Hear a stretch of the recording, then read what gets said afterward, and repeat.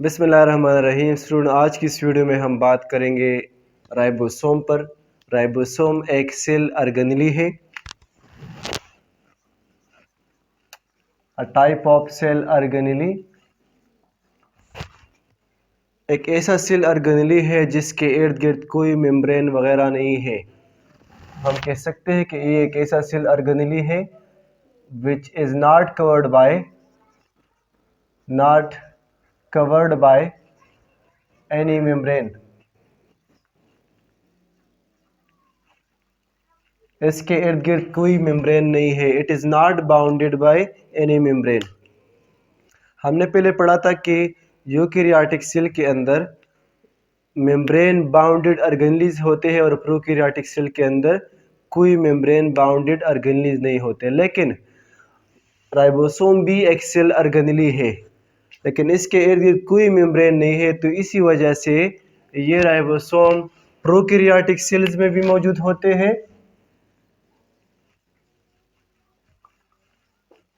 और eukaryotic cells में भी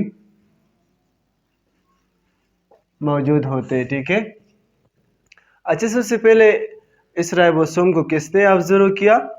इन 1955 एक साइंटिस्ट था, फिलेडी, ऑब्जर्व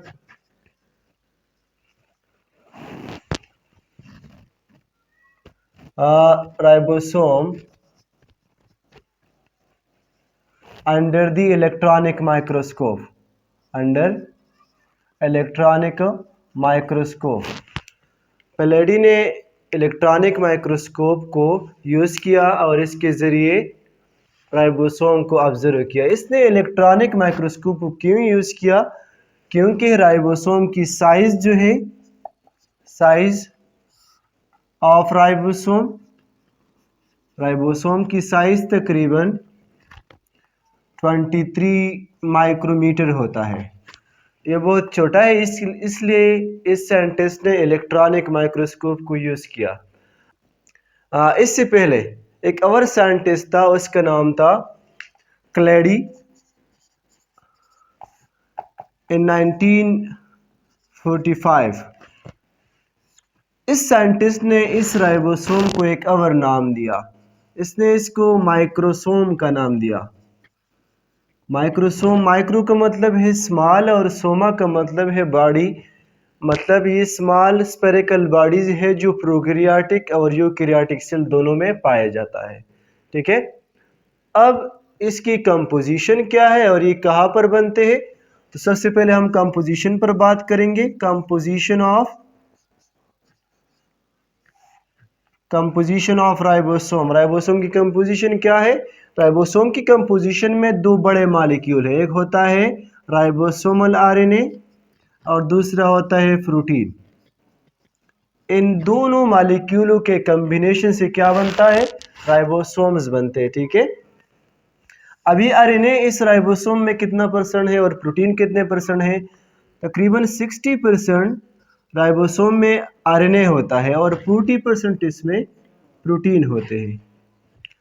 तो इसलिए आरएनए और प्रोटीन की कॉम्बिनेशन है, तो इसको एक और नाम भी दिया जाता है, राइबो न्यूक्लियोप्रोटीन प्रोटीन पार्टिकल्स। ठीक है। अब ये राइबोसोम सेल में कहाँ पर बनते हैं? इसकी फॉर्मेशन कहाँ पर होती है? Formation of ribosome. मैन्युफैक्चरिंग कहाँ पर होती है? सिंथेसिस कहाँ पर होती है? तो स्टूडेंट, आप यहाँ पर देख ले, ये एक सेल है, लेट्स सपोज इसके अंदर ये न्यूक्लियस है और न्यूक्लियस के अंदर फिर एक डार्क रीजन होता है जिसे कहा जाता है न्यूक्लियोलस। राइबोसोम्स की फॉर्मेशन ये न्यूक्लियोलस में होता है। न्यूक्लियोलस क्या है? न्यूक्लियोलस को न्यूक्लियस का न्यूक्लियस भी कहा जाता है। तो राइबोसोम्स की फॉर्मेशन न्यूक्लियोलस में होता है और किस चीज से होता है? आरएनए से और प्रोटीन मॉलिक्यूल से होता है। ठीक है। अब जो राइबोसोम्स यहाँ पर न्यूक्लियस में बन जाते हैं यूकैरियोटिक सेल के अंदर, तो फिर ये राइबोसोम्स इस न्यूक्लियस से बाहर निकलते हैं और साइटोप्लाज्म में आ जाते हैं। साइटोप्लाज्म में ये ribosome, most of the ribosome endoplasmic reticulum के साथ अटैच होते हैं और बाज राइबोसोम फ्री भी होते हैं। अब हम इसकी position of ribosome in cell, so most of the ribosomes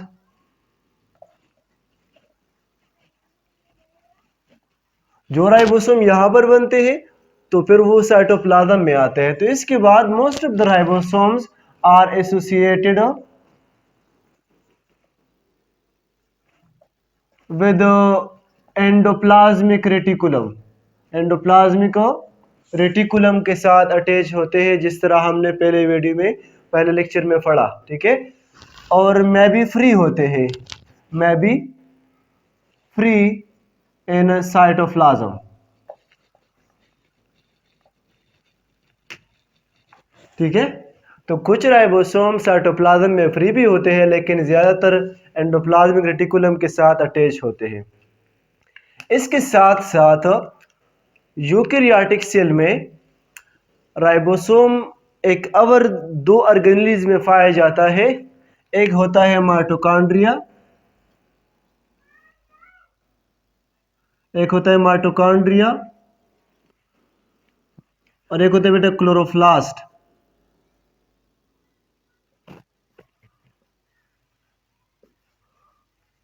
ये दो ऐसे सेल ऑर्गेनेली है जो सेल्फ रेप्लिकेटिंग है।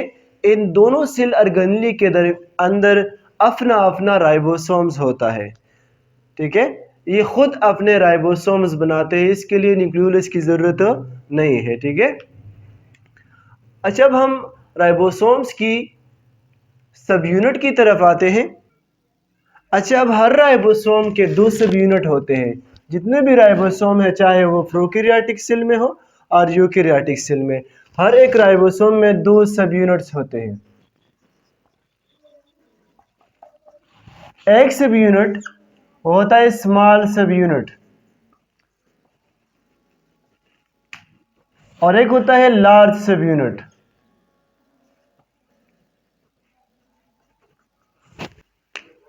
अच्छा, तो ये दो सब यूनिट जो है, एक होता है स्मॉल सब यूनिट और एक होता है लार्ज सब यूनिट। यहां पर आप देख सकते हैं, ये एक डायग्राम है राइबोसोम की। ये स्मॉल सब यूनिट है और ये लार्ज सब यूनिट है। ये जो स्मॉल सब यूनिट है, ये कप शेप होता है, कप शेप। और ये जो लार्ज सब यूनिट है, ये डूम शेप होता है, डूम, ये डूम शेप है। अच्छा, ये दो सब यूनिट एक दूसरे के साथ अटैच होते हैं with the help of magnesium ion. Magnesium ion के थ्रू ये एक दूसरे के साथ कनेक्ट होते हैं। अच्छा, राइबोसोम की टाइप्स कितनी है? So based on sedimentation,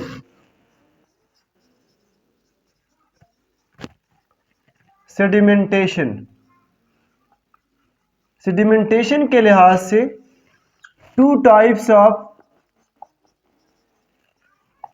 ribosomes हैं। दो तरह के राइबोसोम्स होते हैं। एक होता है एटीएस, जो यूकैरियोटिक सेल्स में होते हैं, और एक होता है 870s, ये प्रोकैरियोटिक सेल्स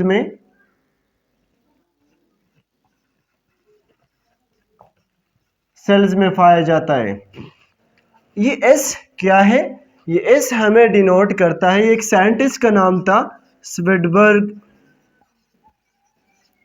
इसने for the first time ribosome का वेट जो है, साइज जो है, मालूम किया by sedimentation coefficient, by centrifugation process के जरिए। तो इसलिए इसने अपने नाम का पहला हर्फ जो है इसके साथ लगाया। ये एस हमें डिनोट करता है the rate of migration of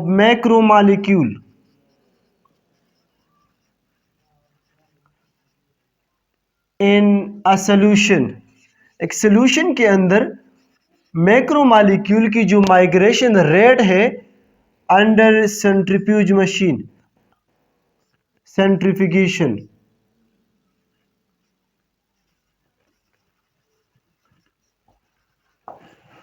ये एस हमें डिनोट करता है मैक्रोमोलिक्यूल की माइग्रेशन रफ्तार।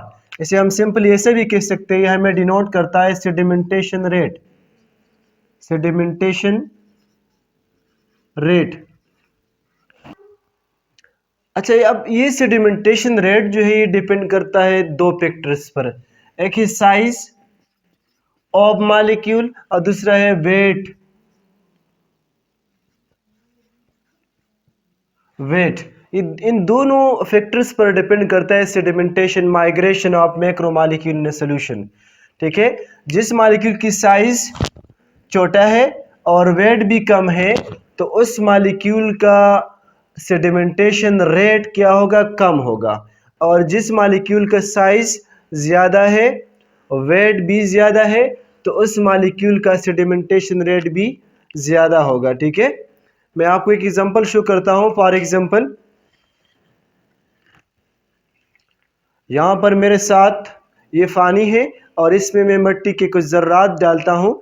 ठीक है, कुछ पार्टिकल्स डालता हूँ। मिट्टी के जो पार्टिकल साइज में बड़े हैं, इसकी इस पानी के अंदर इसकी माइग्रेशन रेट मुख्तलिफ होगी और जो छोटे हैं इसकी रफ्तार स्लो होगी। ठीक है, यहाँ पर मैं ये डालता हूँ, इसमें आप देख सकते हैं कि जो बड़े मालिक्यूल थे वो जल्दी नीचे बैठ गए और जो छोटे मालिक्यूल है स्लोली एंड ग्रेजुअली नीचे जा रहे हैं। ठीक है, तो ये है सेडिमेंटेशन रेट।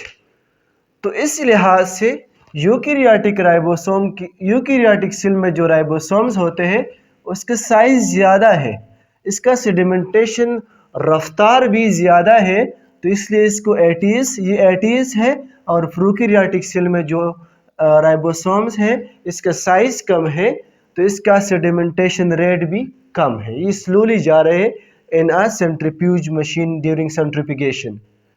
ठीक है, अब अगर हम, मैंने आपको बताया कि यहाँ पर ये राइबोसोम के दो सब यूनिट एक दूसरे के साथ अटैच होते हैं with the help of magnesium ion. अगर हम इस मैग्नीशियम आयन को यहाँ से रिमूव कर ले with the help of chemicals, तो फिर क्या होगा, अगर हम ये एटीएस वाला इसके दरमियान से दोनों सब यूनिट से ये मैग्नीशियम आयन यहाँ से रिमूव कर ले, तो फिर इसका जो लार्ज सब यूनिट है इसका सेडिमेंटेशन रेट क्या आएगा, एटीएस 60, सॉरी। और जो स्मॉल सब यूनिट है इसका सेडिमेंटेशन रेट क्या आएगा, 40s। तो आप देख सकते हैं कि यहाँ पर जब दोनों मालिक्यूल, दोनों सब यूनिट एक दूसरे से जुदा हो जाते हैं तो इसका सेडिमेंटेशन रेट पर मुख्तलिफ आता है। ठीक है, और ज़्यादा भी आ जाता है। ठीक है, ये क्यों आ जाते हैं, क्योंकि जब मालिक्यूल ये एक दूसरे के साथ जुड़ जाते हैं तो इसका साइज़ जो है कम हो जाता है। और मैंने आपको यहाँ पर लिखा कि साइज़ जो है ये सेडिमेंटेशन रेट पर असर करता है। तो इसकी साइज़ जब छोटा हो जाता है तो इसकी फिर सेडिमेंटेशन एटीएस मजमूई तौर पर, और अलग-अलग इसकी सेडिमेंटेशन रेट क्या है, 60s और 40s। इसी तरह अगर हम पूरी इस राइबोसोम के दरमियान से मैग्नीशियम आयन ख़त्म कर ले तो इसमें लार्ज सब यूनिट, जो लार्ज सब यूनिट है इसका सेडिमेंटेशन रेट क्या होगा, 50s। और जो स्मॉल सब यूनिट है उसका सेडिमेंटेशन रेट होगा 30s। तो वही सेम फिनोमेना है, अगर हम एक दूसरे से ये जुदा करेंगे तो फिर इसकी साइज़ जो है वो मुख्तलिफ हो जाएगी, तो इसकी सेडिमेंटेशन रेट भी मुख्तलिफ आएगी। अगर दोनों एक दूसरे के साथ जुड़े हुए हैं तो फिर इसका सेडिमेंटेशन रेट भी कम आएगा। प्रोकैरियोटिक में राइबोसोम्स ये फ्रीली डिस्पर्स होते हैं इनसाइड द साइटोप्लाज्म, और यूकैरियोटिक में मैंने आपको बताया कि अटैच होते हैं with the help with endoplasmic reticulum के साथ। अच्छा, फंक्शन ऑफ राइबोसोम्स इसका फंक्शन क्या है? इसका एक और अहम फंक्शन है, मेन फंक्शन है, हेल्प्स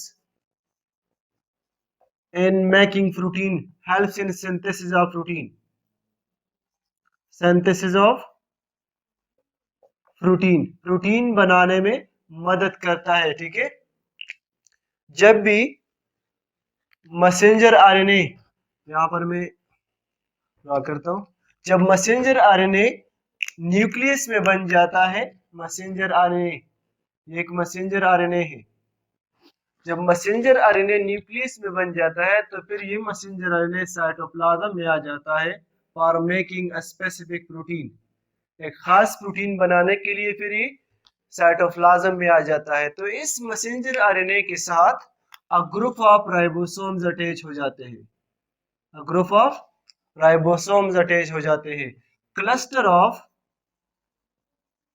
राइबोसोम्स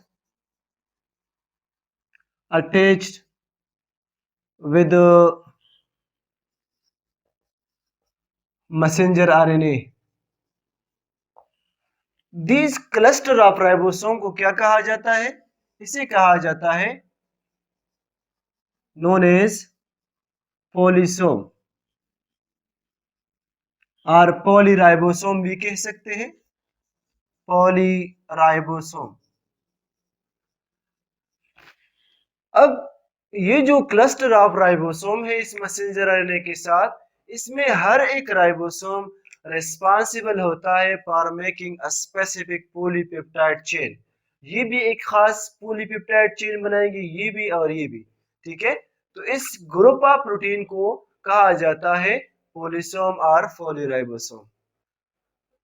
स्टूडेंट, ये तो आज का लेसन, इंशाल्लाह उम्मीद है आप लोगों को समझ आए होगी। Thank you so much.